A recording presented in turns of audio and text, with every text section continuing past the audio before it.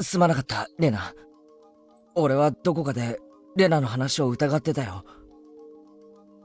本当にすまない。ううん、いいよ、ケイチ君。そのおかげで待ち伏せをやり過ごせたんだしね。あいつらは何者なんだ。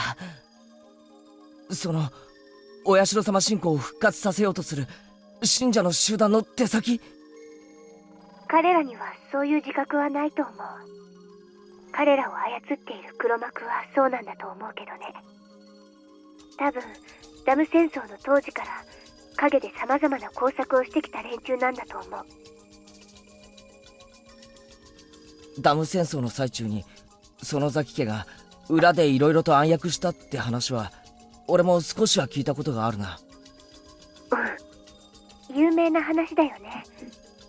これは大石さんに聞いたんだけど、ダム戦争の最中に誘拐事件があったんだって。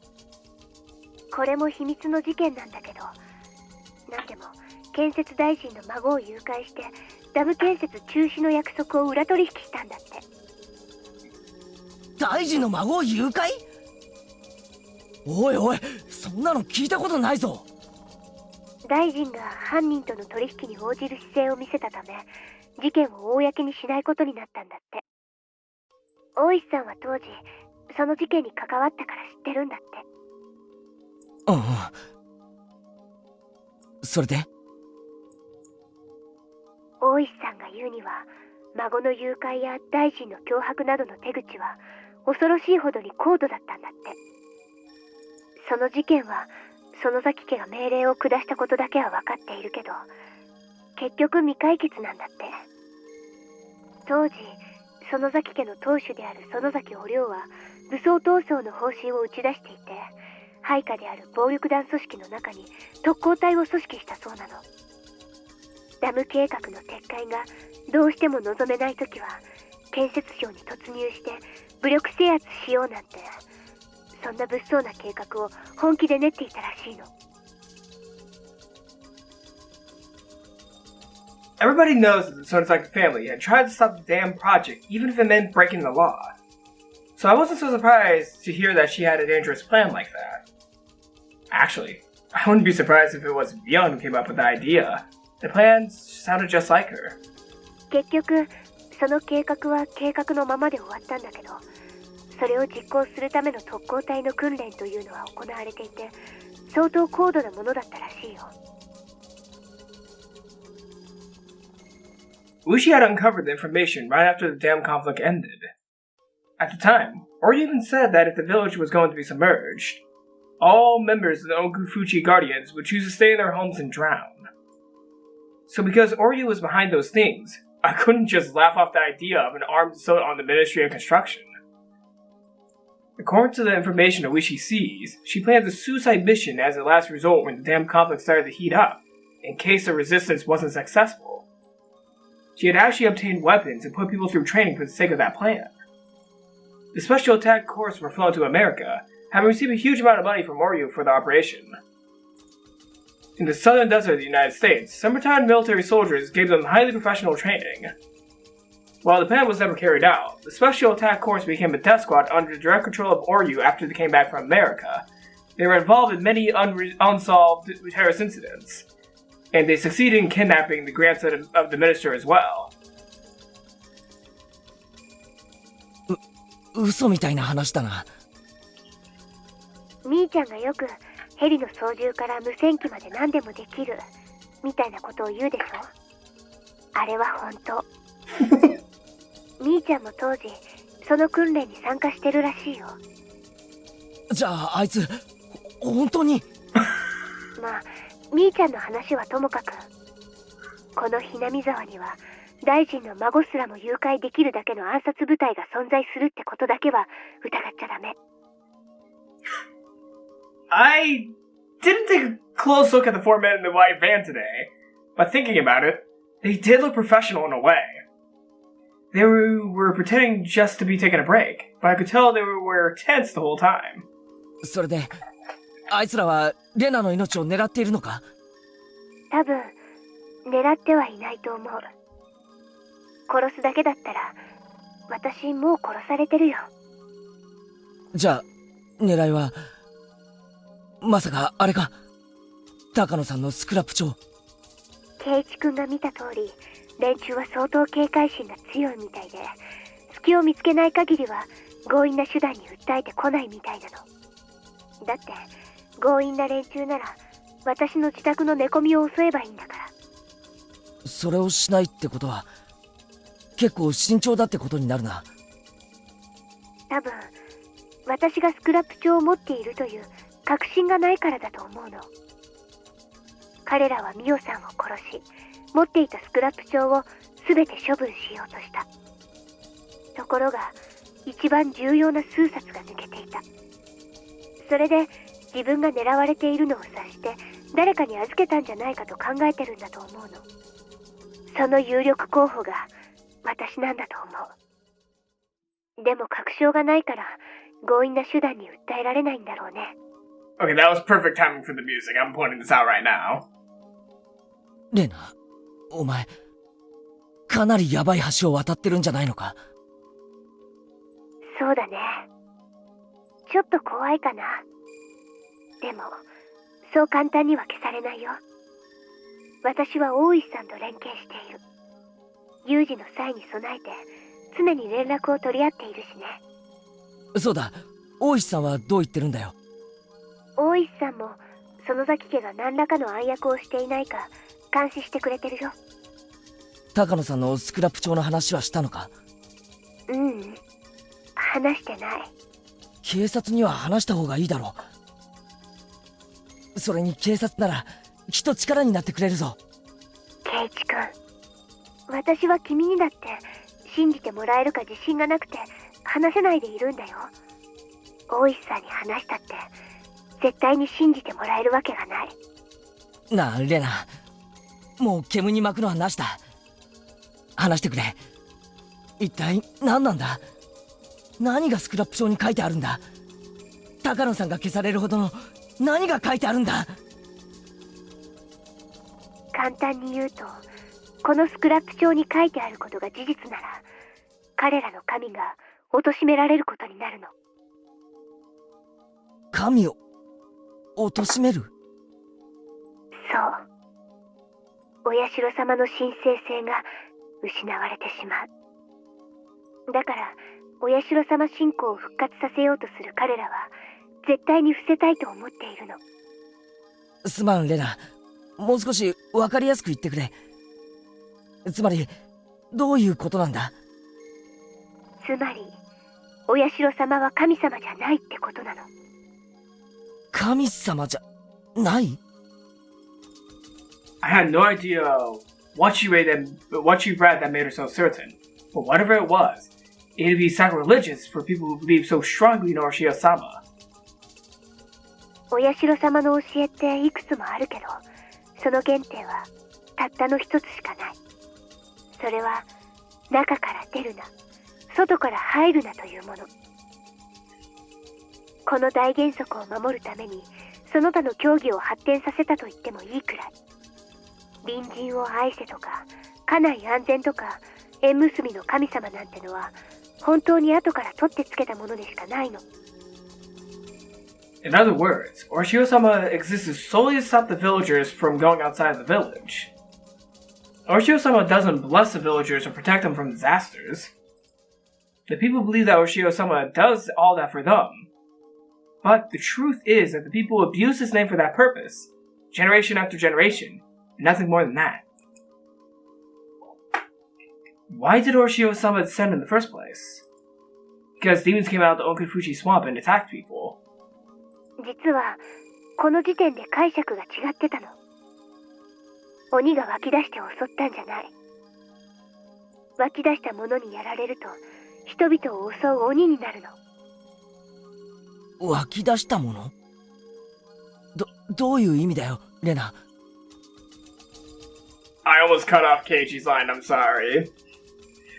I'm gonna go ahead and reread it just in case one of you guys couldn't see the full line.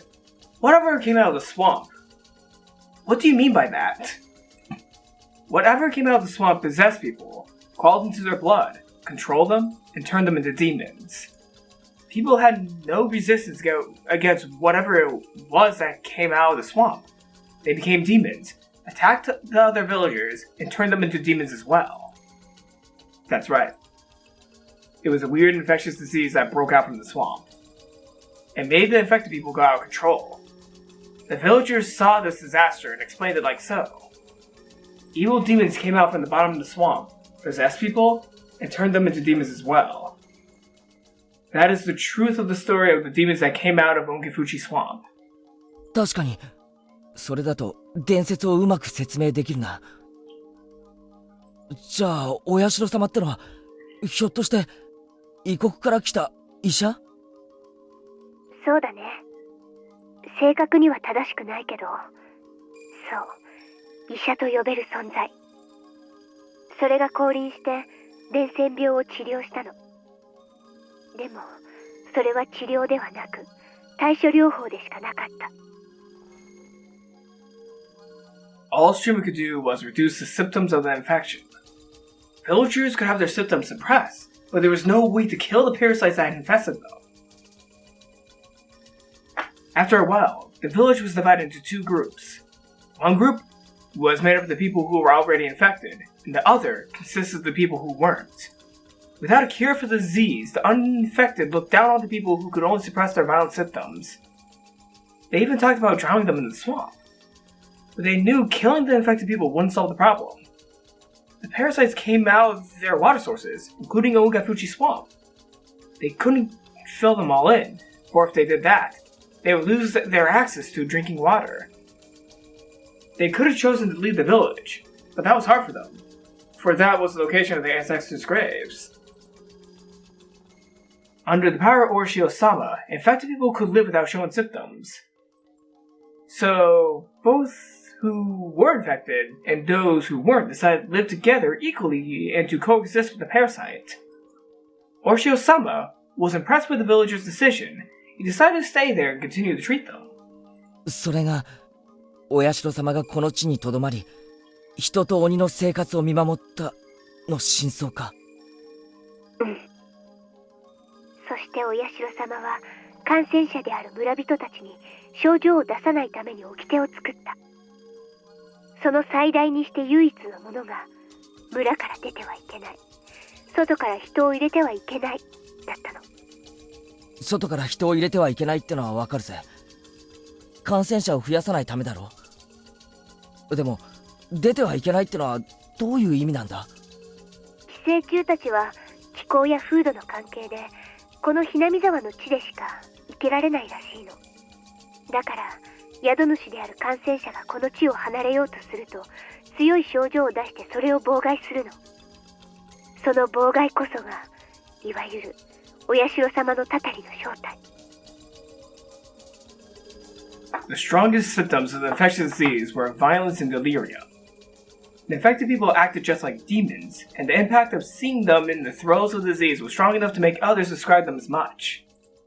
They could even let people leave who had just come to the village. If they have left after being infected, they might go crazy in a faraway land, turn into a vicious demon, and cause a disaster. Infected people were never allowed to leave. When an infected person left the village, they brought him back by any means necessary.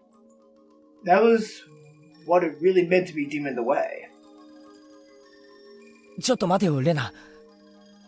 だとしたら、俺やレナも村人はみんなその病気に感染してることになるよな。でも俺たちはひなみ沢を離れたって別に何の問題もないぞ。実際村人にも結婚したりして遠方に住んでる人も少なくないらしいじゃないか。ひなみ沢をちょっと離れたからって錯乱して鬼と化したなんて聞いたことないぞ。そう、それはまさにお社様の目論見通りにことが進んだからなんだよ。意味がわかるかな。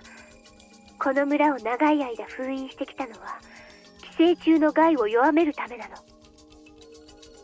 Hosts are very important for parasites. If something happens to the host, the parasites that live in the host have to share the same fate. In other words, if the host went crazy and attacked people, the host would be captured and killed, which means that the parasites would die with the host too. そうか。自然淘汰か。さすが圭一君。この地で長く生活を重ね、厳しい戒律で生活を続けた結果、寄生虫に対し過敏な人間は錯乱して結局殺された。また感染者を錯乱させてしまうような強すぎる寄生虫は、これもまた錯乱した宿主と共に殺された。その結果、寄生虫と人間は互いに相性がいい種だけが残っていった。これこそがお社様の伝説が伝える鬼と人の血は混じり合ったことの真相。じゃあつまりその寄生虫はほとんど無害なわけなのか。ミオさんのスクラップ帳によると、そういった無害な寄生虫に感染しているケースというのはかなり多いんだって。食文化にもよるけど、例えば生肉を食べる国では国民の8割くらいが感染している例もあるんだって。でも共生できてて人体に全く無害だから、誰も治療しない、気づかない。だから撲滅もされない。なるほどな。太古の綿流しはね、実は腹綿流しと書く物騒なものでね、錯乱した犠牲者の臓腑を食らうものだったの。でもこれも必要なことだった。感染して犠牲になった人を食らう。まさかワクチンとか。I was thinking the same thing! ケイチ君はやっぱり頭がいいね。Oh, whoa! ミオさんもそう読み解いてる。伝説では犠牲者を生きたまま解体して食らったなんて物騒なことになっているけど、実際はそんな野蛮なものじゃなくて、もっともっと医学的に取り扱われていたらしいの。強すぎる寄生虫のせいで死んだ犠牲者からワクチンを作り出し、同時に村人の抵抗力も高めていった。Okay, I'm gonna say this now. Do not do this! For any disease without proper knowledge. Don't eat people who are infected to grow an immunity. お社様ってのは何者なんだよ一体。医学先進国っていうとドイツか。正体はひょっとしてナンパして流れ着いた外国人医師。多分ケイチ君の答えが一番一般的だと思う。ドイツ人ではないんだけど、とりあえず医者的な存在であったのは正解。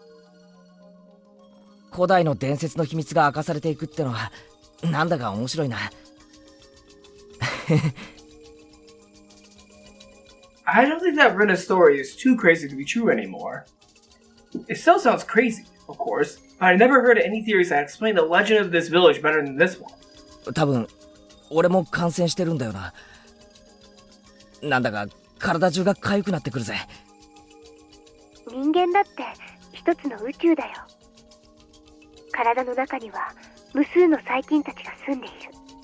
Stop making me itchy. その中には私たちの生活には欠かせない有用な細菌たちも少なくないんだよ。ああ、よくヨーグルトとかの CM で言ってるよな。確かにそうだ。これもミオさんの受け売りだけど、例えばシロアリっているでしょ。木材を食い荒らしてしまうアリ。実はシロアリって木材を消化できないんだって。体内に寄生している特殊な細菌が食べた木材の繊維を分解してくれて、その結果シロアリは木材を吸収できるんだって。これも寄生虫と共生している一例だね。I didn't know that. Neither did I. When I hear the word parasites, I feel creeped out almost instinctively. But now I know some of them aren't so bad to us. だから太古の昔に鬼ヶ淵村から突如発生した奇怪な伝染病は今ではほぼ根絶されたと言っていい。根絶じゃないね。無害になったと言うべきだね。最初はとんでもない話だと思ってたけどさ、こうして種明かしがされるとなんだかサイエンスな感じがしてちょっと面白い話だよな。私たちには面白いよ。でもお社様を神として崇める人たちにとっては、これはとても不愉快な説。Of course. If Taguna-san's theory is correct, Orishio-sama isn't a god. And the punishment by that god, namely the curse of Orishio-sama, that people have been so afraid of, will turn out to have just been the symptoms of an infectious disease. I see. That's what the throning god would mean. だとすると、もしこの伝染病の病原体を特定して世間に発表されるようなことがあれば、信仰は破綻しちまうな。そう。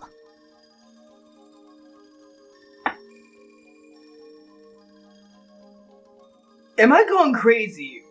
Or did her text get redder? Her text looks a lot more red than it did before. Oh my god. Oh my god. Her text is changing colors. それこそが彼らの一番恐れることなの。Oh my god. そしてミオさんはその病原体を特定しようとしていたらしい。そのミオさんが消されたということは。特定できたってことが。かもしれないね。ミオさんはもういないし、彼女のスクラップ帳にも特定できたとは書かれていない。でも消されるに値する理由が他に思いつかないの。でもよ、20世紀ももうすぐ終わろうっていう現代だぜ。村人だっていろんな医療機関で検査を受けてきたはずだ。なのにそういう怪しげな寄生虫が摘出されたって話はないんだろう。うん。確かに病原体そのものは未だ発見されていない。でも確かに何かの規制を受けていることの信号だけは確認されているんだって。なんだって？本当かよ。When a parasite enters a human body, that body's immune system cells, eosinophils and macrophages, try to kill the parasite. I'm sorry if I mispronounced those, but okay, wait, let's try pronouncing these. Eosinophils and macrophages. Google? Help me English. Eosinophil. And US English. And now here's the United Kingdom English. Eosinophil? Eosinophil? Eosinophil.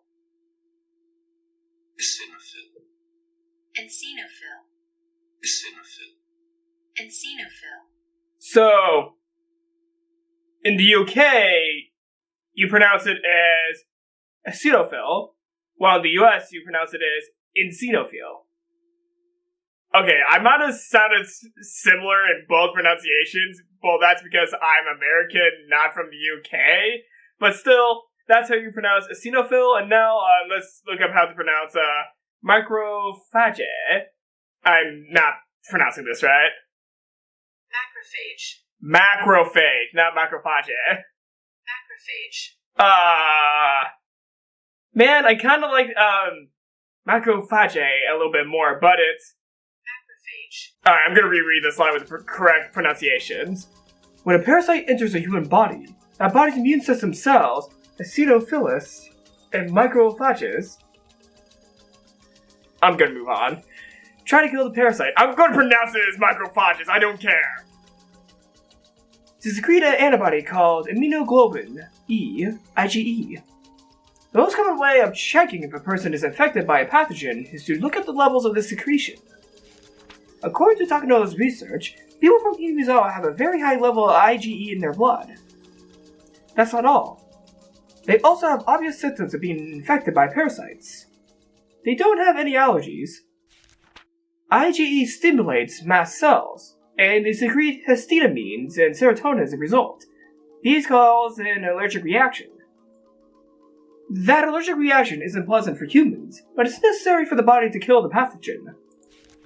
But the parasites don't want to be killed, of course, so they secrete substances that counteract IgE.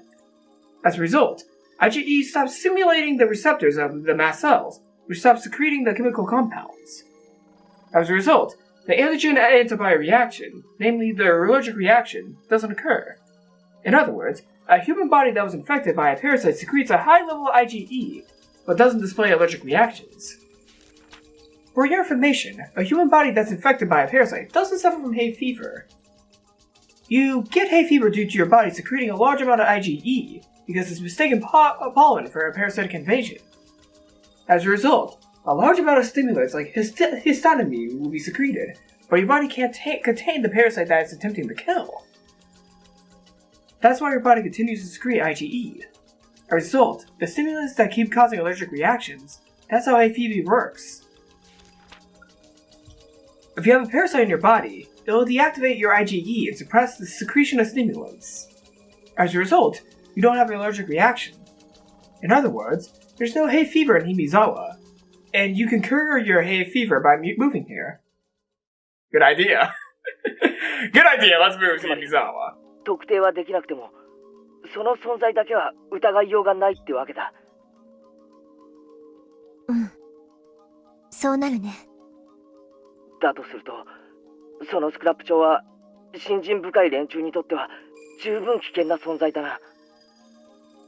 たとえ特定できなくても、存在を証明している時点で十分に危険だと思うぞ。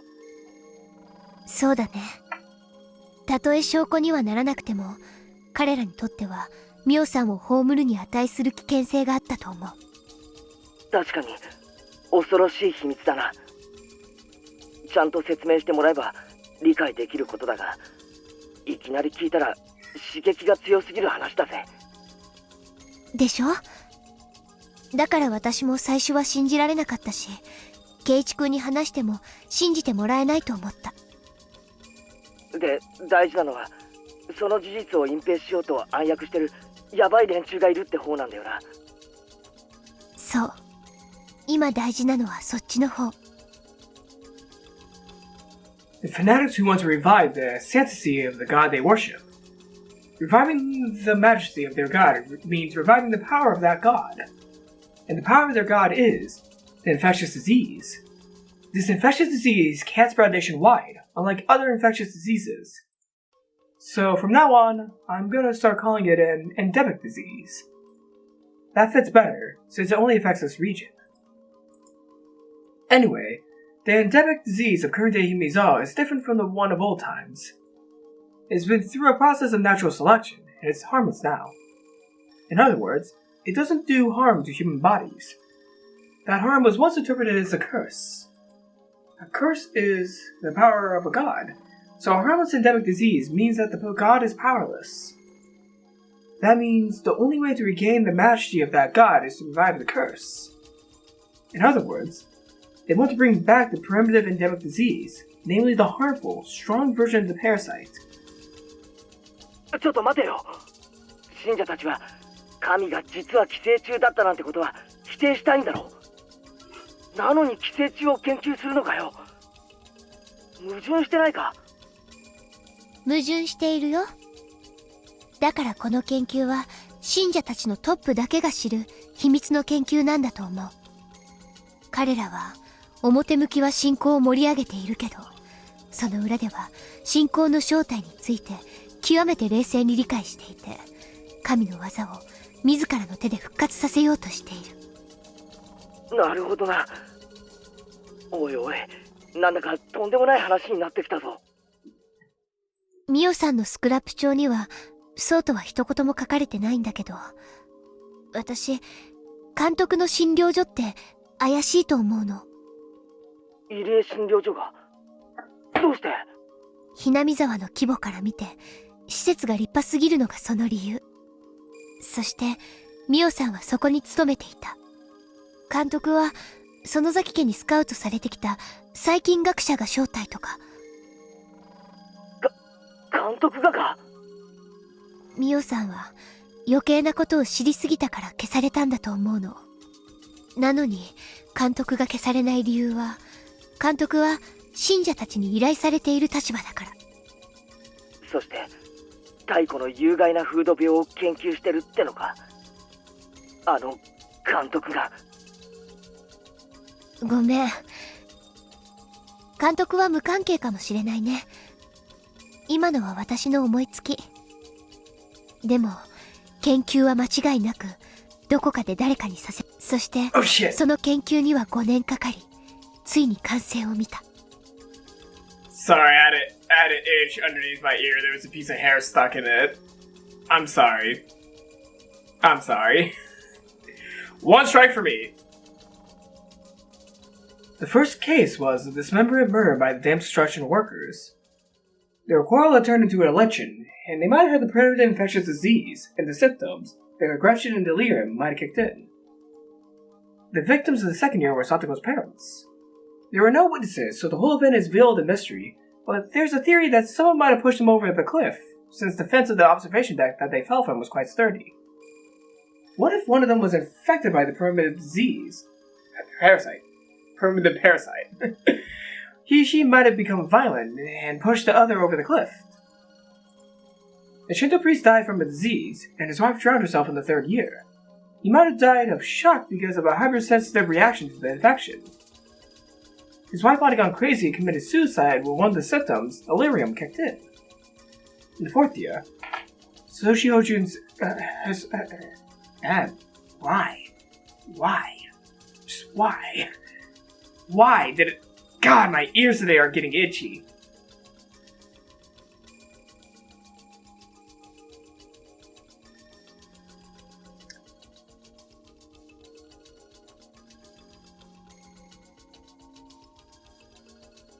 In the fourth year, Satoshi Hoju's aunt was beaten to death, probably by Satoshi himself. Everybody who knew Satoshi Group remembers how he changed at that time. He showed signs of being both aggressive and delirious. And the fifth year. For the first time in 5 years, the victim experienced the Manga disease described in the Old Scroll of the Furude Shrine. The reason behind that is unclear, but the stronger primitive parasite could have given its victims a delusion of maggots. This means that they finally managed to duplicate the curse of Orishio-sama after 5 years of research. Tomotaki-san is the victim of the fifth year. He died in an extremely abnormal way, and I'm the only one who understands his death, because I experienced the same thing. He kept clawing at his throat to get rid of the maggots, and died as a result. With all that explained, I finally understand the maggot disease I experienced in Ibaraki. I left Himizawa, and it made the parasite in me uncomfortable. As a result, I tried to resist, even though it wasn't very strong. It tried to make me homesick. It tried to resist, not I tried to resist.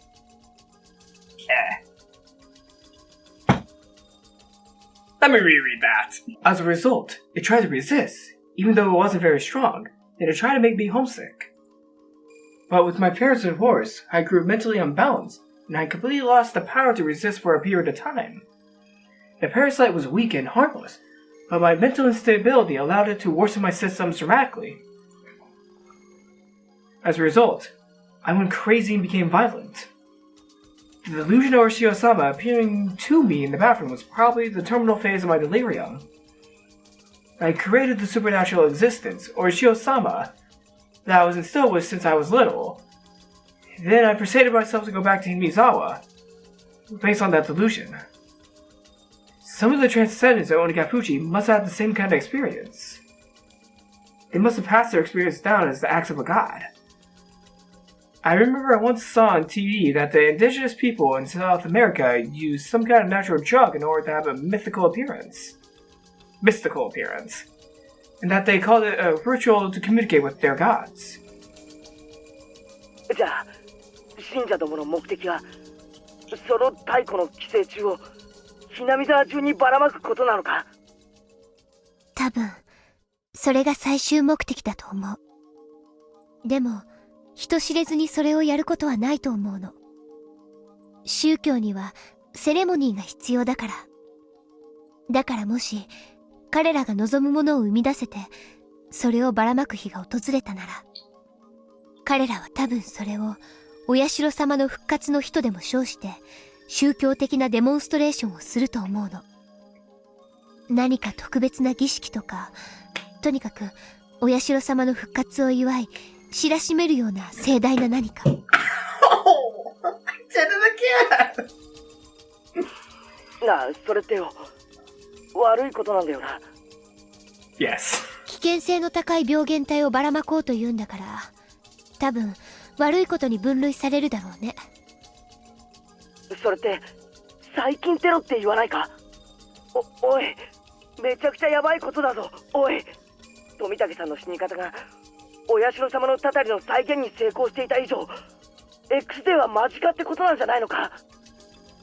わからない。もう秒読みなのか、まだまだ時間のかかることなのか。もうこれはレナ一人が抱えていい問題じゃないぞ。かなり笑えない大陰謀だぞ。俺たちにはどうしようもない。警察に任す方がないぞ。私が話したこと、警察は信じてくれると思う？信じるかどうかは向こうが判断するだろう。とにかく話した方がいい。圭一君、それを大石さんに私が打ち明けたら、私がスクラップ帳を持っていることを告白するのと同じなんじゃないかな。それってまずいのか？大石さんの接触はミオさんが殺された後だった。敵はミオさんを殺した時点でスクラップ帳の紛失と、その数日前に私が図書館で出会っていることを知っている。バカな。つまり。そう、大石さん自体が敵の手先である可能性がある。大石さんは私がスクラップ帳を持っている可能性があると当たりをつけていて、探りを入れてきているのかもしれない。実際彼はうさんくさくて腹を割らない。園崎家を疑わせるようなことを言って自分は味方だと言ってくるけど、彼だってその園崎家の手先かもしれない。警察を疑い出したらおしまいだぞ。圭一君、4年目の撲殺事件を知ってるよね。里子ちゃんのおばさんが殺された事件。あれは犯人はサトシ君以外に考えられないんだけど、その後犯人は麻薬中毒者だったということになった。これをどう思う？警察内部に盲信的な連中の手先が混じっていて、犯人を捏造したってことか。3年目の神主さんの病死の検視とか、2年目の北条夫妻の事故現場の見聞とか。警察がもしも彼らの片棒を担いでいるなら、数々の完全犯罪が可能になる。Whoa! I mean, yeah, these are really good points for Rena. And suspecting Oishi is on par, but I'm just gonna say this now. Oishi's not involved with this. Yeah, no, there's no way Oishi's involved. ひなみ沢御三家はダム戦争時から今日に至る。Yeah, no. ずっと警察への圧力を維持してるんだよ。Wait, I should know the answer to this. I've watched the anime, but no, I'm kind of forgetting some of this stuff. Holy crap, this is insane. それに、沖宮の町のいろんなところに一族が進出して実権を握っているというのは、みーちゃんから聞かされたことがあるんじゃない？確かに。それはミオンの口からだけじゃない。いろんな奴の口から聞かされた。ミオンの園崎家がどれだけ市内全域に強力な影響力を持っているかってのをな。そういうこと。警察はこの土地では必ずしも信用できない。なあ、レナ、すまん。先にはっきりさせたいんだが、黒幕は園崎家なのか？ミオンも関係があるってのか？それだけは先に聞かせてくれ。御三家であるみーちゃんやリカちゃんが直接関係しているかはわからない。ただ盲信的な勢力が御三家や一番の有力家である園崎家を自由に動かせる中枢部に根付いているのは間違いない。盲信的な勢力が根付いたのか、御三家の中枢が盲信的なのかは分かりかねるけどね。関係あるかどうかわからない以上、用心に越したことはないってわけだな。うん。みーちゃんたちのことを疑うわけじゃないよ。普段のみーちゃんは頼もしいし、私も他の心配事なら打ち明けて助力を求めることもあると思う。ただ今回のことはちょっと話の次元が違う。圭一くんは見たことあるかな。みーちゃんは普段はふざけているけど、園崎家の次期当主として振る舞うときはものすごく冷酷で別人みたいに振る舞えるの。それにもし無関係だったとしても、それならばやはり耳に入れることで危険に巻き込むことにもなるんじゃないかな。ミオンたちが味方になってくれればかなり頼もしいぞ。俺は打ち明ける価値があると思うんだが。だからそれはダメ。敵ではないと確認が取れるまでそれは避けるべきだよ。味方にできれば確かに心強いけど、そうでなかった時はどうするつもり？じゃあ俺とレナだけでどう戦うつもりなんだよ。もともと最初から絶望的な戦いなんだよ。だから圭一くんを巻き込みたくなかった。くそ、高野さんめ、とんでもない置き土産を残してくれたな。でもそのおかげでとてつもない陰謀を知ることができたんだよ。これはミオさんの遺言なんだよ、きっと。村を影から牛耳る何者かに、その村に住まうガキンチョ2人が挑むわけだ。こいつは最高にハードな話だぜ。一筋縄じゃいかねえぞ。でも圭一くんが味方でよかったよ。2人だから話し合えて相談できる。当たり前だろ。俺は最初からずっとレナの味方で仲間だぞ。ありがとう。2人なら心強いよ。一人で悩むよりは建設的になれるだろうしな。そうだね。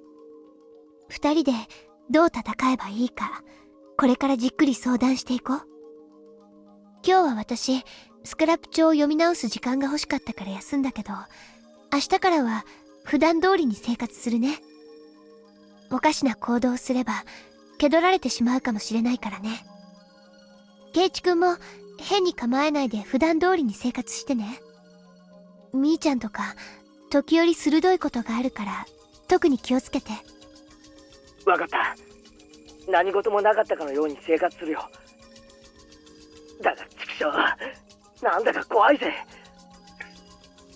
とんでもない陰謀が間近に迫ってて、それがもうカウントダウンに入ってるかもしれないってんだぜ。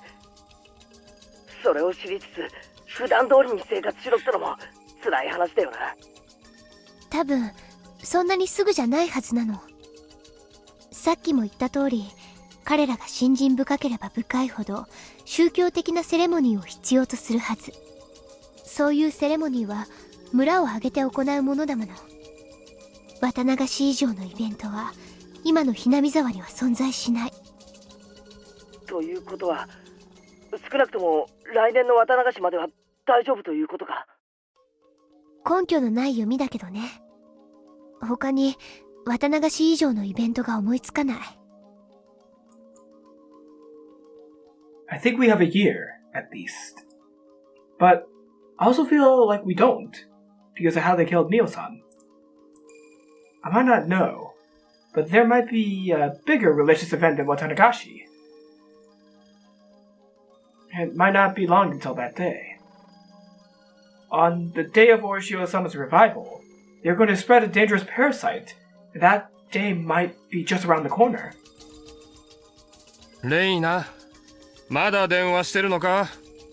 そろそろ終わりにしなさい。My father stuck his head out from the living room, telling me I need to hang up soon. I thought about telling him so many times. It's natural to think that your parents will be on your side no matter what. But I just know how weak he can get, so I couldn't tell him. I don't think he'd believe me anyway. Even if I told him, he'd just tell me to call the police. It's better that I don't tell him. They might get close to my father to get me. If he didn't know anything, about anything, including the scrapbooks, there'd be nothing to squeeze out of him to begin with. ごめんね、ケイチ君。 We're back to Keiichi. 今夜はもう遅いから、これで切るね。また明日、学校で。おう、また明日学校で。用心してね。ケイチ君も、もう部外者じゃないんだから。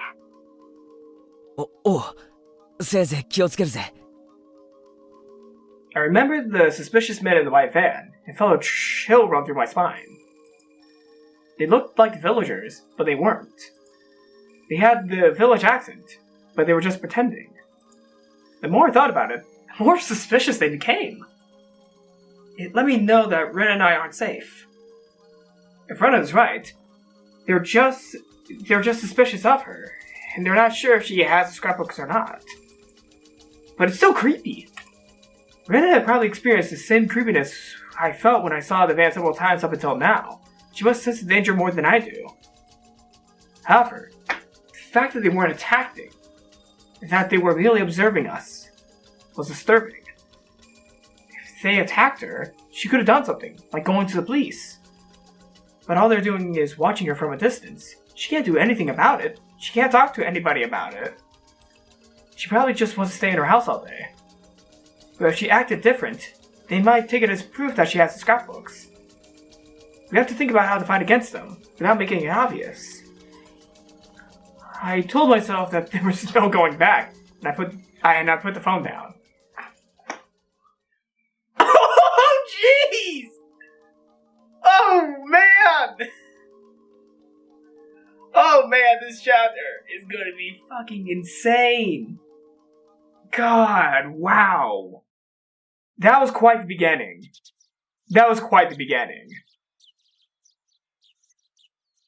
The next day, Rena came to school, acting normal like she said she would. She talked with me on as cheerfully as she always did, and made me wonder if the story she told me last night was a complete fabrication. That's because the story really was too ridiculous and crazy to believe. This village has a very weird and a rare endemic disease, and there are religious fanatics who want to use that disease to revive their weird cult.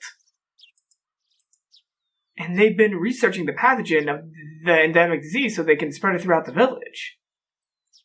I was deeply influenced by Rena last night, and I believed everything she said.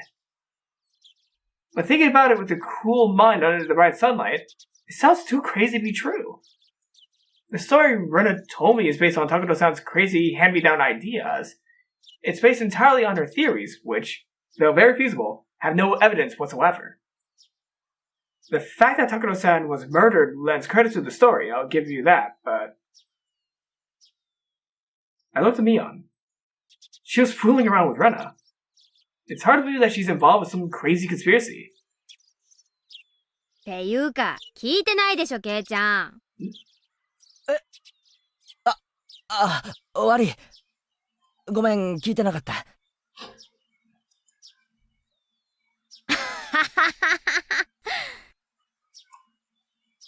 まだ寝ぼけたまんまなのかな？寝不足だとおつむもちゃんと働かないよ。Mia made fun of me for reacting too slowly. It's almost impossible not to trust this bubbly, cheerful girl. I trust Mia. I trust my friends. I know she'd never have a hand in a crazy conspiracy like that. If she knew about it, she wouldn't be able to act this cheerfully. Rena told me not to tell Mion because she might be one of them. But it might be worth telling her without letting Rena know. Of course, there's at least a 1% chance that the conspiracy is true and that Mion is one of them. If so, I'd be doomed. If I have to choose between believing the crazy conspiracy theory and trusting my friends, my answer would be obvious.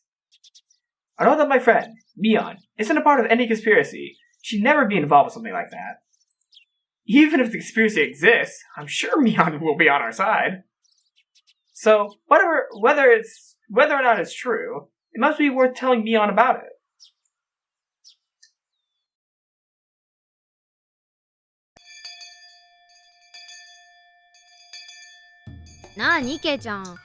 Oh, here we go. こんなところに呼び出して。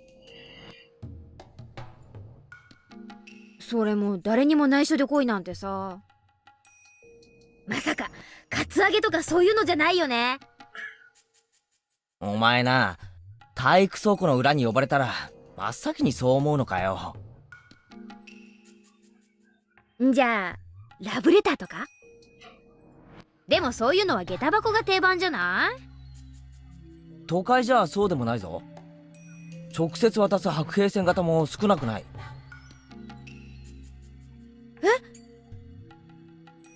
じゃあ、Oh no, poor Mion! なわけねえだろ。Oh. それよりかなり真面目な話がある。茶化しは一切なしで聞いてくれ。何よ。どうしたの？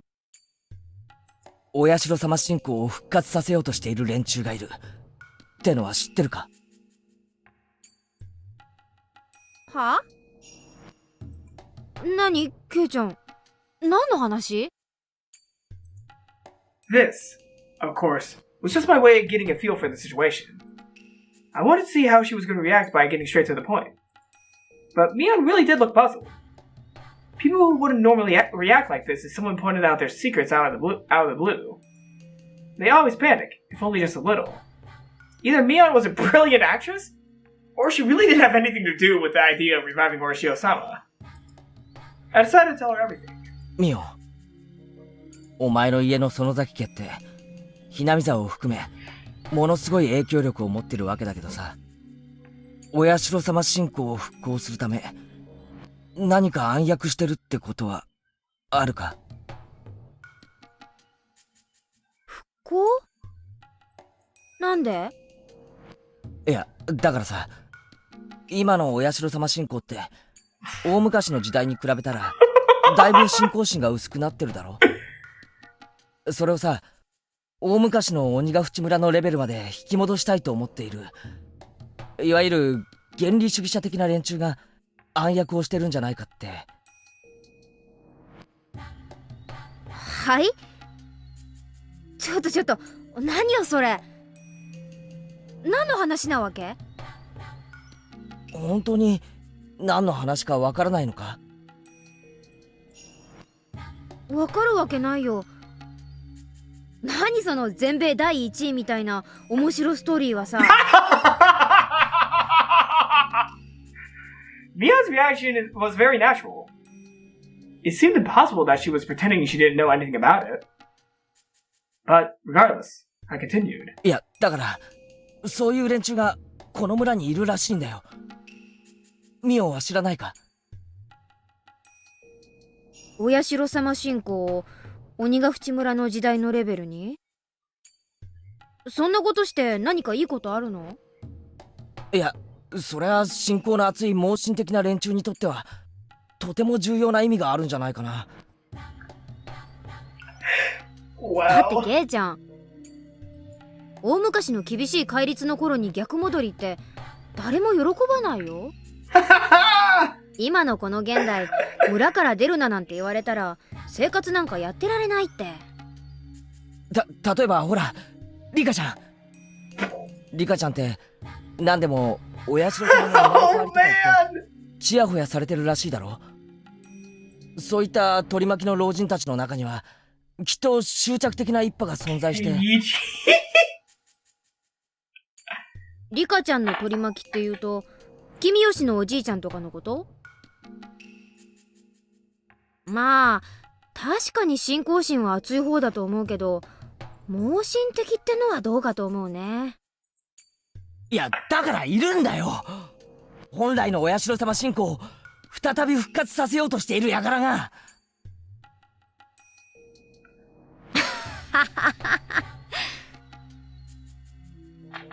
はいはい。話が進まないからこの場は信じるよ。それで？ I really want to know. Wait, okay. I really want to know what's going through Mion's head during this scene. Like, what is she thinking of this right now? Because Keiichi is definitely not showing his case at all. Like, he's not really showing his case to her too well at all. So,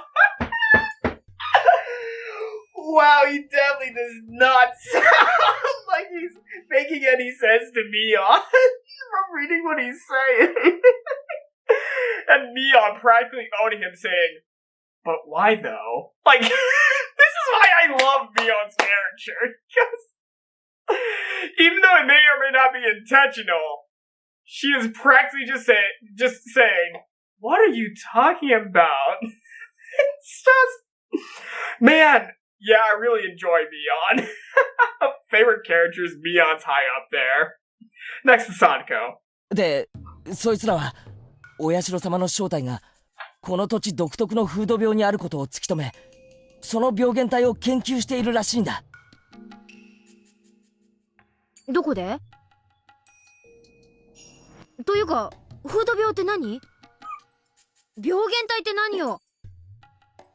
演歌長！ I was getting confused. I didn't know what I was talking about myself anymore. I was deeply influenced by Rena last night and believed everything she said. But having said it all out loud, I started realizing how impossible the story sounded. どうしたの？ミオさんに妙なことでも吹き込まれたわけ？知ってるのか？有名だよ。あの人オカルトマニアだから、いつもとんでもない空想話をでっち上げてる。たまに真に受ける人がいるとかなりヘビーに吹き込むって有名なんだよ。私も昔話を聞かせてもらったことがあったけど、結構面白かったな。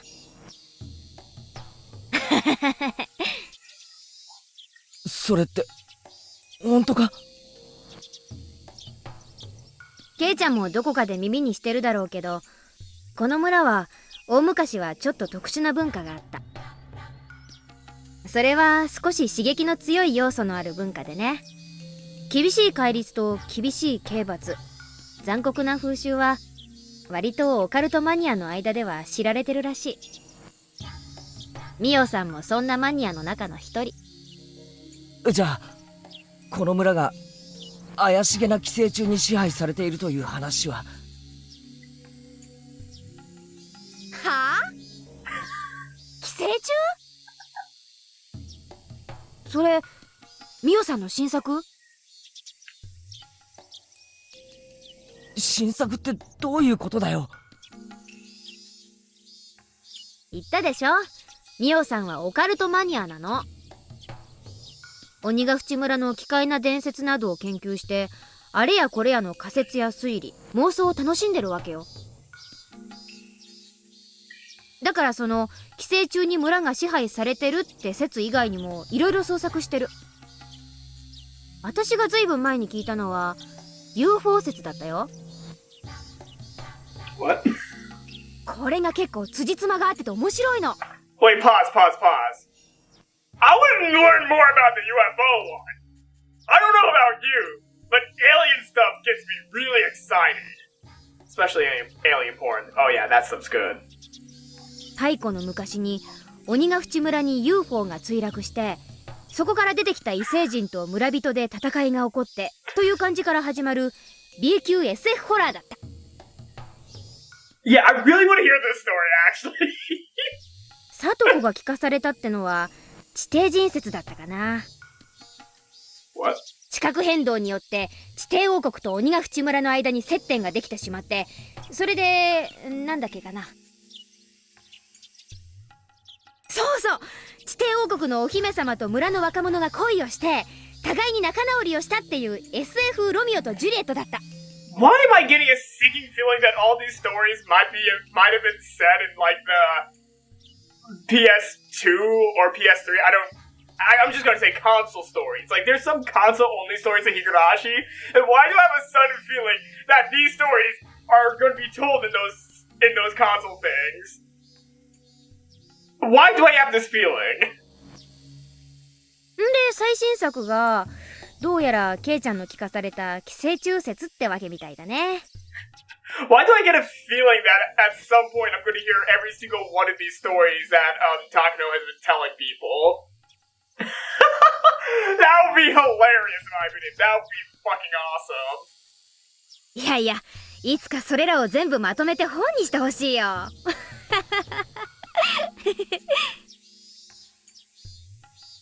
Oh. Mion began laughing so hard that she had to hold her stomach. As I looked at her laughing like that, I realized I fell for something that ridiculous. At that point, it was obvious. I had been completely taken in. すまんミオ。俺がこれから聞くことに答えてくれ。まずお社様信仰を復活させようとする連中は実在する？しないよ。というかむしろ逆。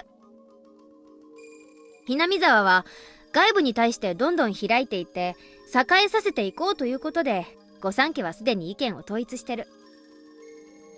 これはまだ内緒なんだけど、21世紀までをめどにね、新しい高速道路がここいらを通るという計画があるんだよ。園崎家は現在水面下でその誘致をしててね。うまくいけばここいらは一気に栄えることになる。バッチャはそれによって山林の地価が一気に高騰して大儲けできると踏んでるみたいだよ。まあ21世紀の仕事だから、それは私が引き継ぐ大仕事になりそうだけどね。じゃあ外部の人間を意味嫌う連中なんてのは存在しない？だからそんなの存在しないって。ただでさえ不便な村をさらに不便にしてどうするんだか。現に村は今別荘地として売り出しを開始してる。I wonder who's an example of this. ケイちゃんの家はまさにその第1号じゃないの。村人はみんな歓迎してくれたでしょ。若者の流出を食い止めるため御三家もいろいろと考えてるんだから。There was nothing vague about what Mion had said. Her story makes a lot more sense than Takano-san's delusional theories. And so, Mion's words woke me up from that illusion. じゃああれはどうだよ。寄生虫の感染の証拠を示す血液中のなんとかとかいう数値がひなみ沢の住民だけ異常に高いみたいな話が。そうなの？というかミオさんはそんなのどうやって調べたわけ？ Something's fishy. Something's really fishy about Takano. だって高野さんは看護師だろ。調べる気になればいくらだって。そんな怪しげな調査のために誰が血液採取なんかに協力するの？誰もしないって。それに仮に採血をしたってどこでどう調べたわけ？ミオさんがたった一人で一体何人の血を調べられたっていうわけ？ Mion was right. I couldn't believe I thought Takano-san could do all that just because she was a nurse. It struck me hard to believe that she got that many blood samples and did a high-level examination like that without any help. When I thought about it rationally, I shouldn't have believed such a ridiculous story so easily. 寄生虫の寄生の証拠として花粉症にかからないって聞いたぞ。花粉症って都会の病気じゃないの。あれは確か排気ガスと関係があるんでしょ？ここはひなみ沢だよ、ケイちゃん。というか多分沖宮の人にだって花粉症なんてそうそういないと思うけど。This just further proves something is up about this story. Or does this prove that someone's not involved?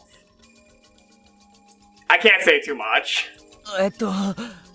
じゃああれは園崎本家当主直属の暗殺部隊ってのがいて、昔大臣の孫の誘拐とかをやったんだろう。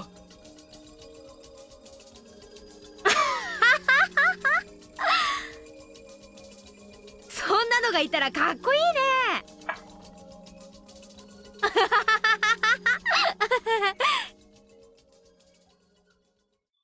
Even I was sounding ridiculous. But I believe all of it last night. I believed it because Rena looked very serious. 大臣の孫が高津戸のあたりで突然発見されたのは事実。だけれどあれは私たちじゃない。私たちじゃないけど、それを私たちはさも自分たちが犯したように振る舞ってた。わかりにくいぞ。説明してくれ。うん。ダム戦争の当時、鬼ヶ淵死守同盟は相当に物騒な抵抗運動をしていたのは事実。脅迫めいたこともやってのけた。でもね、あの当時それを利用するやらしい連中もいたらしいの。鬼ヶ淵死守同盟の名を語って金品を要求したりするエセ同盟って連中。The Onikafuji Guardians were a very aggressive force at that time. There's a high possibility that some people thought they could use the name to extort money. その中に大臣の孫の誘拐もあったの。おそらく誘拐犯たちは警察の捜査の撹乱を狙って死守同盟のふりをして身代金を要求したんだと思う。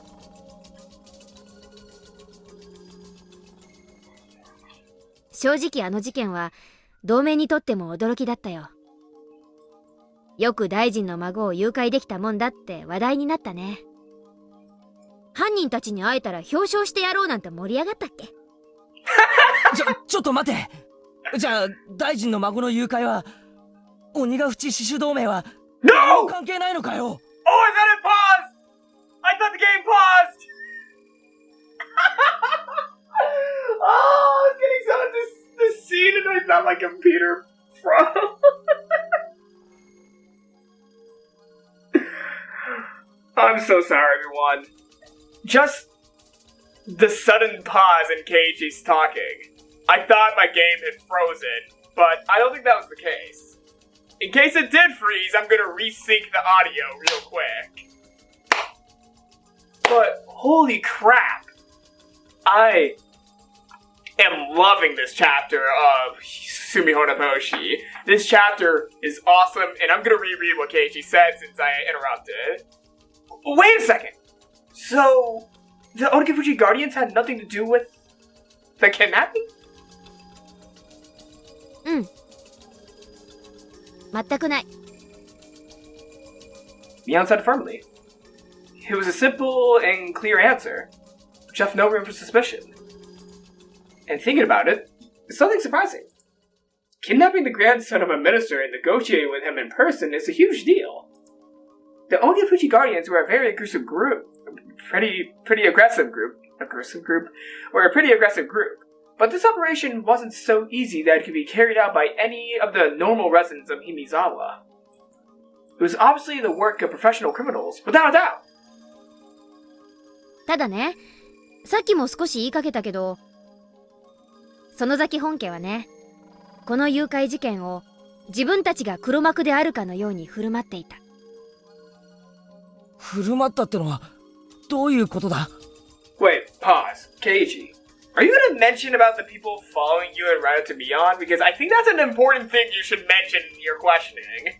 That's actually the most important thing to be questioning about, actually. これは園崎本家の秘密の家訓なの。ケイちゃんにはこっそり話すけど、話したことは内緒だよ。園崎本家ではね、自分たちに都合がいい何かの事件が起こった時、あたかもそれが自分たちの差し金であるように振る舞うブラフの伝統があるの。ブラフって、はったり？うん。自分たちに利することがあったなら、それは事件でなくてもいい。お天気でもいいし、宝くじの当選番号でもいい。あたかも園崎本家が望んだからそのような結果になったかのように振る舞うの。そうするとどう？なんだかものすごい黒幕ってイメージになるでしょ？つまりはそういうこと。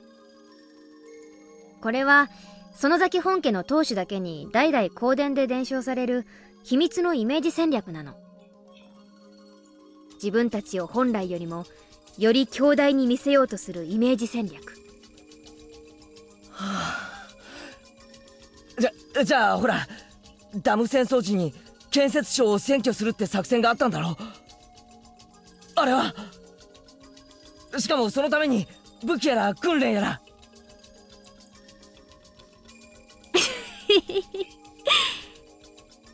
それも全く同じだよ、ケイちゃん。そんなバカな作戦本当にやるわけないじゃん。最大の目的はあいつらならやりかねない、なんて恐ろしいやつらだっていうプレッシャーと幻想を与えるのが最大の目的だったんだよ。つまりこれもまたイメージ戦略ってわけ。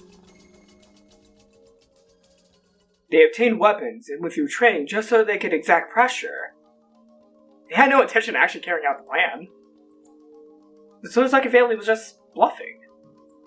That made sense. Of course it did.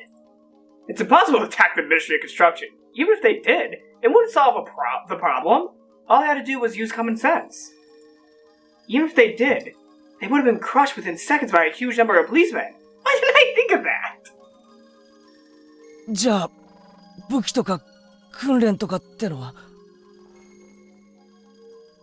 武器に関してはノーコメントでいいよね。What did I actually mean say half of? 訓練もやったよ。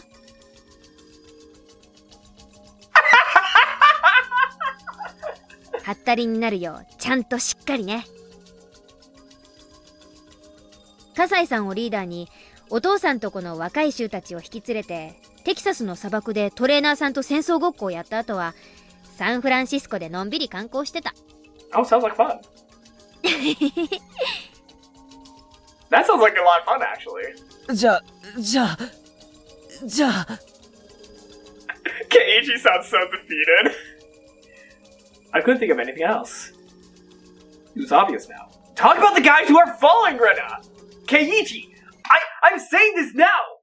Talk about the dudes following Rena because that's the most suspicious thing about this whole situation. Instead of these stories, why not say something to me on that you know for certain is going on? Like, I'm putting this out now. That's maybe something that is important to say? I couldn't think of anything else. It was obvious now. No. Rena and I both were completely fooled by the scrapbooks of Takano-san's illusion. Rena was so serious about it, so I believed her. But if you examined it closely, there were so many inconsistencies. I couldn't believe Rena took a delusion like that so seriously. I knew the reason why, though. She was still in a state of shock after being caught with the corpses that day. She was mentally unstable. Keiichi! Don't you remember the guys in the van who asked you where Rena was? Do you remember that? Then she came across this tall tale, and she believed it. Rena is a smart girl. She wouldn't have taken it seriously if she was stable. Plus, another thing happened to wake me up from the delusion.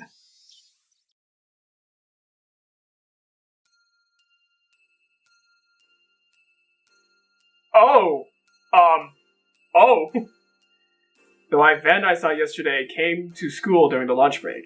The foremen in work uniforms I saw were there too. I said thank you to Mion and followed them. The man who talked to me yesterday knocked on the door of the teacher's office.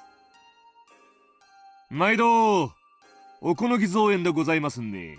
No, I still do not trust these fuckers.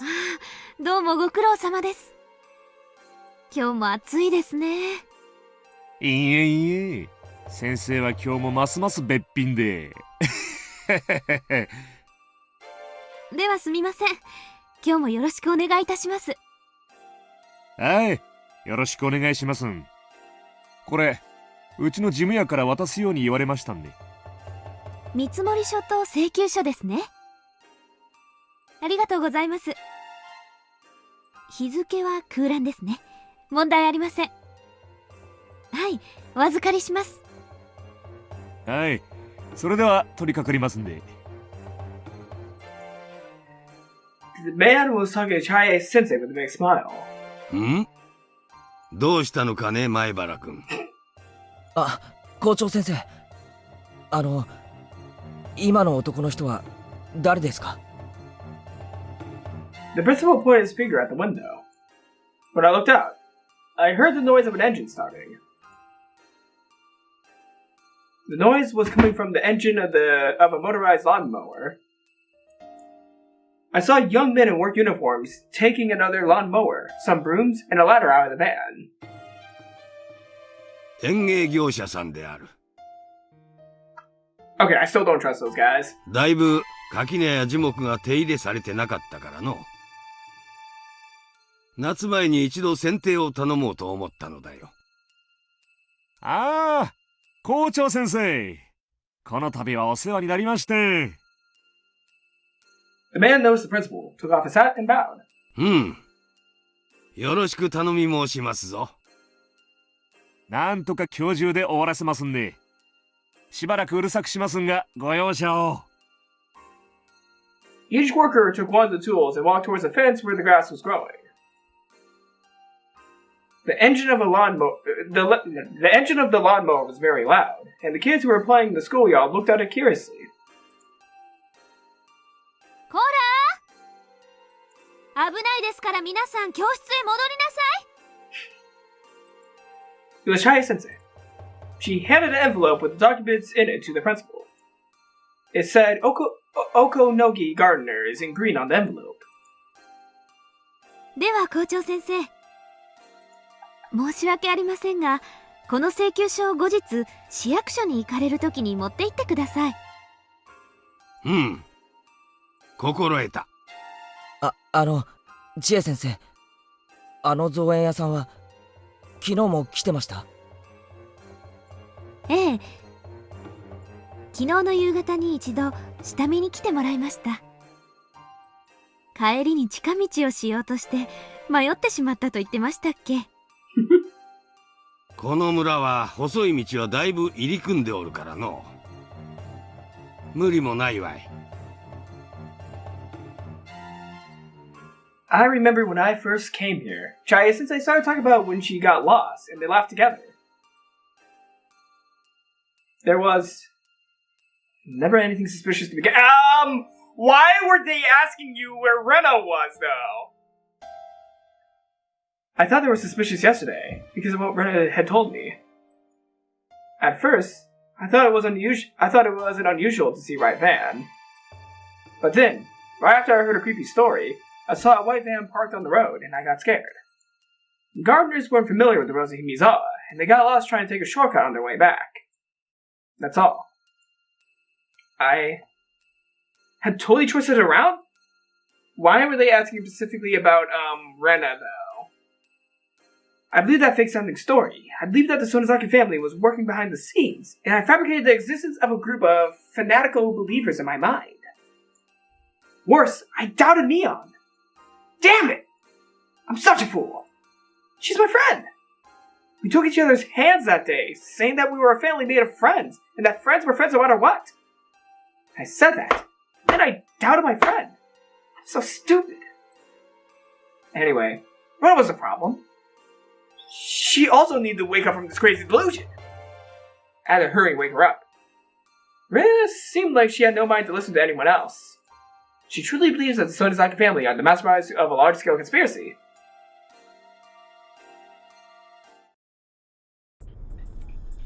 I remember the plate numbers of the Pause. I need a pause. I was reading that too fast. Oh, Jesus. Okay. Her text is definitely getting redder. Jesus, the creepy music and the red text. Oh boy, this is getting interesting. I remember the plate number of the white van, and I also remember their faces. Without a doubt, this was one of the vans that have been following me. So far, I confirmed that 3 or 4 cars have been following me. I can especially recall this white van because it followed me around the longest of all. The people who were in the other cars must be the lookouts, and the ones in this van must be tasked with direct contact, like kidnapping or assassination.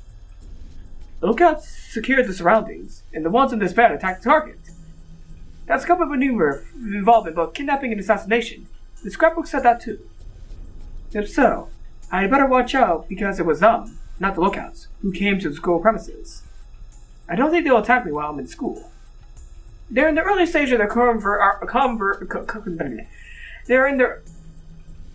early stage of their covert operation now, hiding their fangs and claws until the last stage of their horrifying scheme. That's why they won't take action in the school, where people are watching. But it looked like they were talking with Chie-sensei in a very friendly way. I could only hear bits and pieces of their conversation, but it sounded very suspicious. I tried to remember the chatter and the movements of their mouths, and I played my memory of it like a videotape in my mind. 毎度。どうもご苦労様です。今日も暑いですね。いいえいいえ。今日。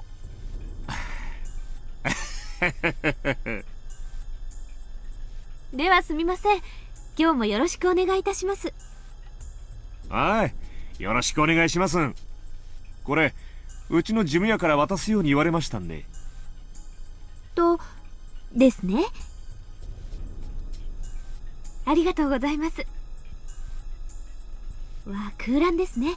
問題ありません。はい、お預かりします。はい、それでは。りますんで。I used information okay. Sorry. I don't know what happened there. I used the information I had to guess what was going on. I played the video again and again in my mind, and also paused it and played it in slow motion again to check many times. Then, something unbelievably horrifying started to emerge. There's no doubt that they're acquainted with Chie-sensei. But I've never seen them visit the school before, so it's hard to believe that Chie-sensei is their contact. There's no doubt that they're the death squad under the direct control of the Suzuragi family. They have the local accent, which proves that they were chosen from the Suzuragi corps. The death squad was talking with Chie-sensei. They know each other. What's the relationship? Who's Chie-sensei anyway? During the damn conflict, Misawa School was closed and it was merged with the one in Okuniya. But the Onigufuchi Guardians didn't accept that, and they made part of the forestry service building to a school. But needless to say, the school they made didn't have a teacher.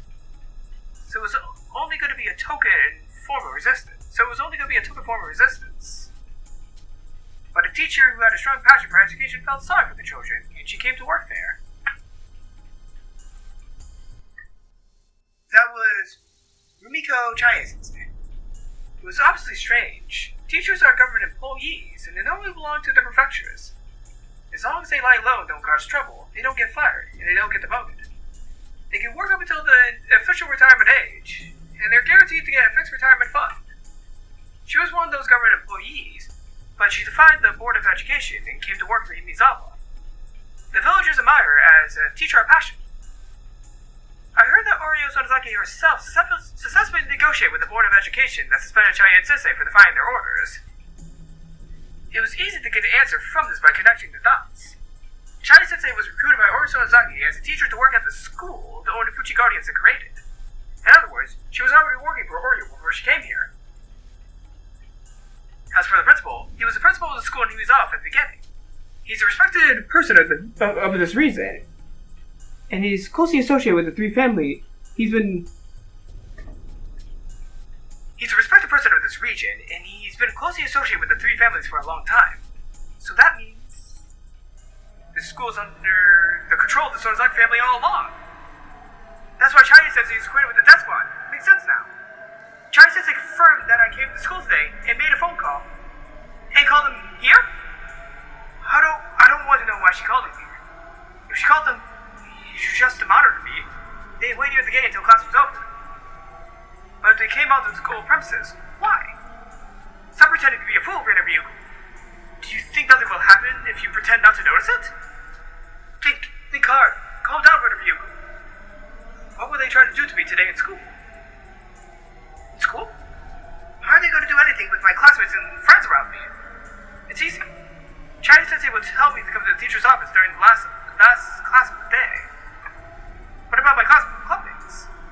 That's easy too. Chai says they could easily make them go home using her authority as a teacher. She'd make up any reason she wants. Maybe the classroom is going to have a carpentry work done today, and so they can't stay at school. いえいえ。は今日。Oh no, Rena. Rena, no, Rena. Oh boy. ではすみません。今日もよろしくお願いいたします。See? There's no doubt. It clearly said they're going ready to do it today. And what else? はい。よろしくお願いします。これ、うちの事務屋から渡すように言われましたんで。と、ですね。ありがとうございます。わ、空欄ですね。問題ありません。はい、お預かりします。I see. They gave Chinese Sensei an envelope with some documents on it. That blank is an eerie phase. Was my name supposed to be in the blank? Why is it left blank? What's that? I told you, Reigu. Do you still think that nothing will happen if you pretend not to notice it? Stop that! So, what it must mean? Is that an order from a higher up? It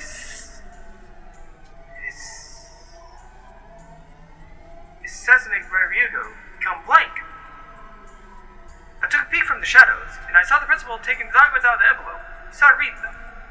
He looked stern. He looked very serious. I wish I could take a peek at the documents, but I was too far away. I kept looking at him just to see if he'd react at all, and then the envelope caught my eye. The envelope said Okonogi Gardeners and had some numbers that looked like a phone number. Fortunately, I had good eyesight. I memorized the number. If they're a death squad, the gardening company must be a camouflage occupation. Probably doesn't even exist. I wanted to find out. I looked for a phone. There's only one phone. It's in the teacher's office. Fortunately, the teachers were chatting in the hallway, looking at the gardeners. It was now or never. I made sure nobody was watching me go into the teacher's office. I rushed in and grabbed the phone on the principal's desk. I went over the phone number in my head and dialed it up. I'm glad they have a touch-tone phone. It would have been difficult if it was rotary dial. If somebody answered, I'd only have to ask, is this the Okonoe Gardeners? I'd wait for the answer before hanging up. It should be easy. It's connected. お客様がおかけになった電話番号は I felt a cold chill run through my body from the bottom of my feet. Wait, don't make a quick judgment. I might have remembered the number wrong. No, I know I remembered it right. It was an easy number to remember. It's impossible to remember it wrong. Then, did I dial it wrong? I put the phone down and started over. This time I dialed the number more slowly. The teachers might be coming back at any time. In that situation, it was risky to do anything slowly. But I needed to make absolutely sure. お客様がおかけになった電話番号は It's the same. There's no doubt. The company Okonogi Gardeners doesn't exist. It's just a camouflage occupation for the Suzuragi family's death squad. 番号をお確かめの上、もう一度ダイヤルしてください。お客様がおかけになった電話番号は I was too stunned to put down the receiver. The announcement kept running over and over again. The voice was cold and creepy. I hung up the phone and rushed out of the teacher's office. I ran to the bathroom and held my head in an attempt to cool down. Calm down, Rena. Calm down, Ryugo. Stay cool. Ryugo! I wasn't safe here anymore. If I stayed here, I'll be erased, even though... They erase me? Why? They aren't certain that I have the scrapbooks. I told Keiichi-kun where I hid the scrapbooks. Yesterday, I told him I hid them in my hideout in the garbage dump. Is Keiichi-kun in cahoots with the Suzuragi family? I felt as if my head was a pot that was cooking some dubious stew. There was only soup in my brain. I cut up clues information and facts like I cut vegetables and threw them into the pot. Some of them were floating on the surface, and others were on the bottom of the pot. They were being cooked in a boiling soup. No, it can't be. Keiichi's on my side. He's the only one who's on my side. He held out his hand to me at the trash piles. There was no lie in that hand. When he grabbed my wrist, I felt nothing but his strong and pure heart. He promised he'd be on my side. He promised he'd be on my side. I shouldn't doubt Keiichi-kun. He's the only one I should trust. He's the only one who's on my side right now. ごめんごめん、ケイチ君。危うく君を疑いそうになった。本当にごめんね。本当にごめんね。I said it out loud on purpose, fully regret that I doubted Keiichi-kun, the only one who is on my side.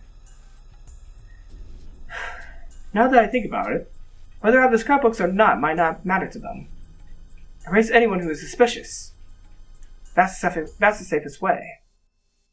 Does that mean they're in a hurry? The day Orochi-sama's revival might just be around the corner. And that's why they're trying to get rid of any small fish bones that's stuck in the throat, by any means, before it's too late. We don't need her anymore. Just erase her if you're worried so much. I can easily picture Oryo Suzuragi saying that. Picture? No, she did say that!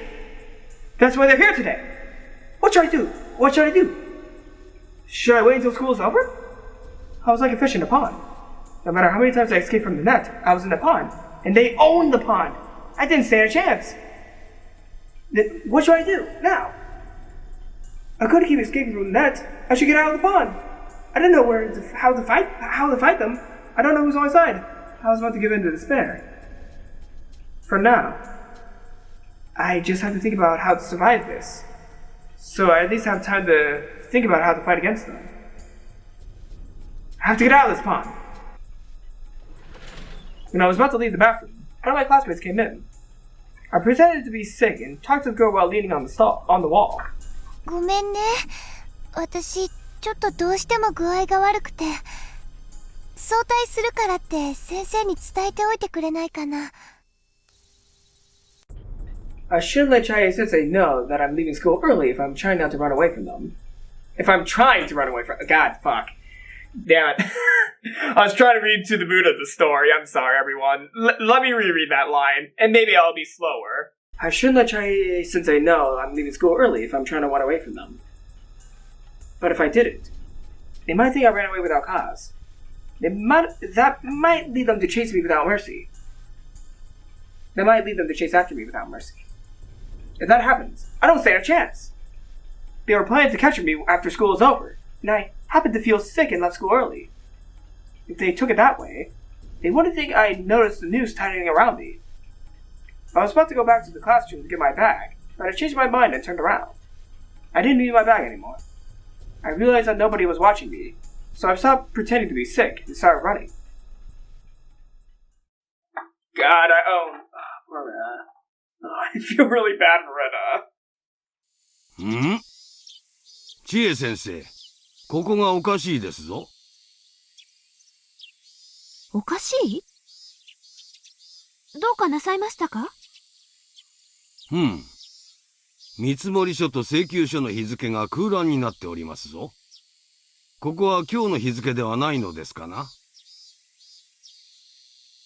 あ、そこはお役所の都合らしいんです。見積書の日付と請求書の日付が同じだと、なんだか都合が悪いそうで、庶務係さんから空欄にするようよく念を押されています。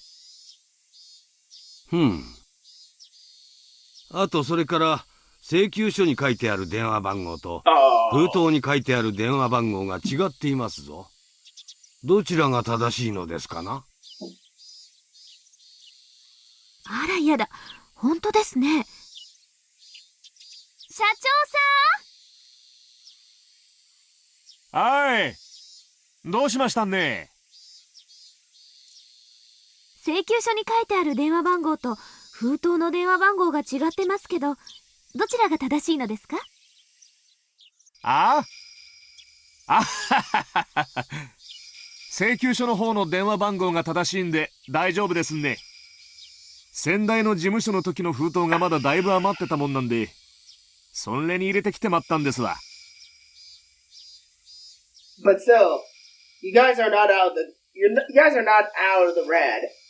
Because you did that to Keiichi about Rena すい yesterday. ませんね。You guys are not out of the red. バイトの子に全部新しい番号のハンコを押しとくように言ったんだけどな。すんまへん。消しておいてもらえますかね。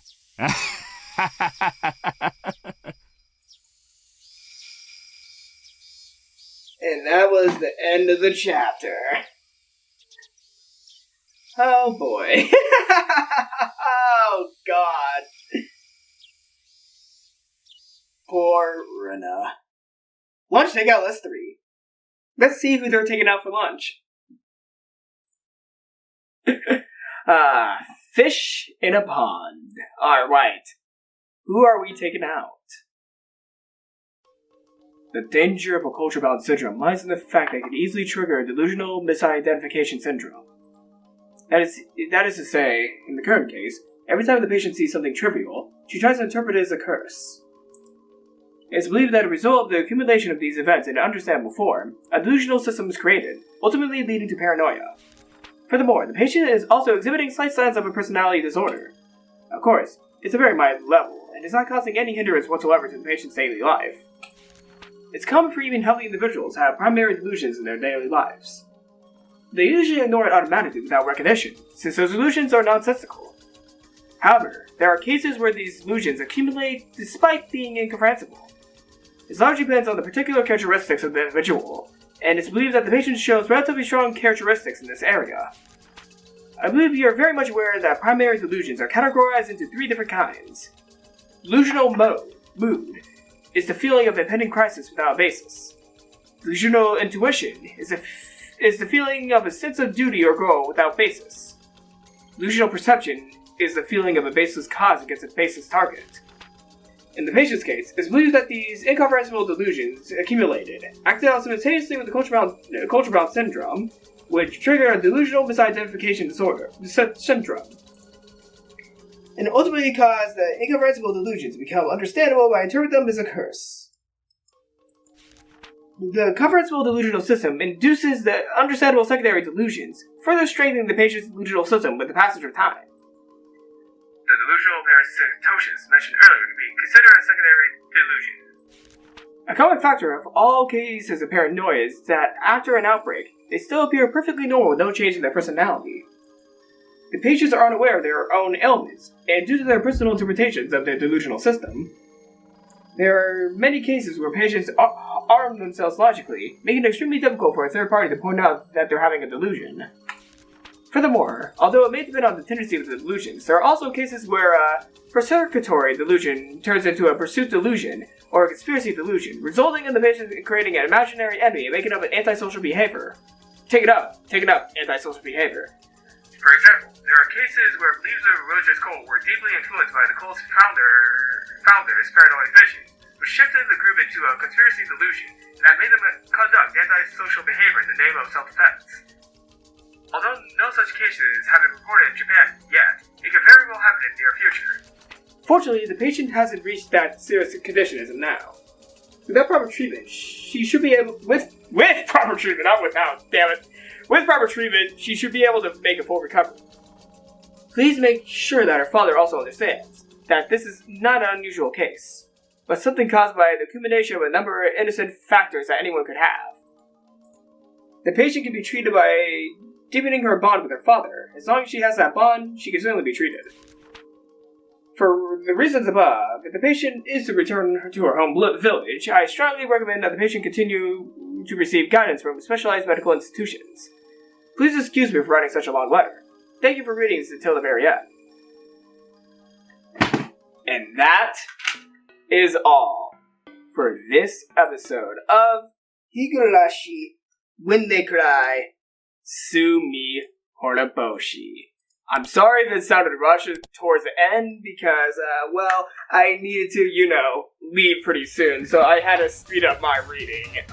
It kind of worked in some points of this chapter. Well, it didn't because I was reading super fast, but I needed to end this episode, right now because, I have something to do at the moment, and I did not want to leave the chapter unfinished, so yeah, I was not expecting this chapter to be 2 hours long. I was actually thinking it was going to be 1 hour long like previous ones, but I was really wrong, and I should probably record Higurashi on days where I don't have anything to do.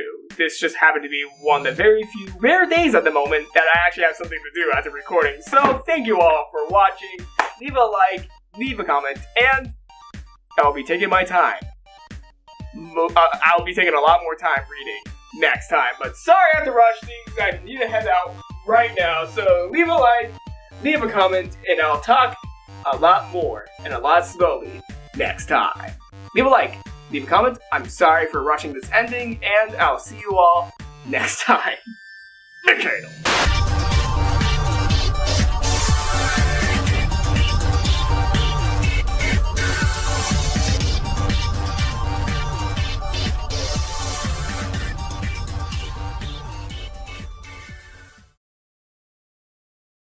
OK OK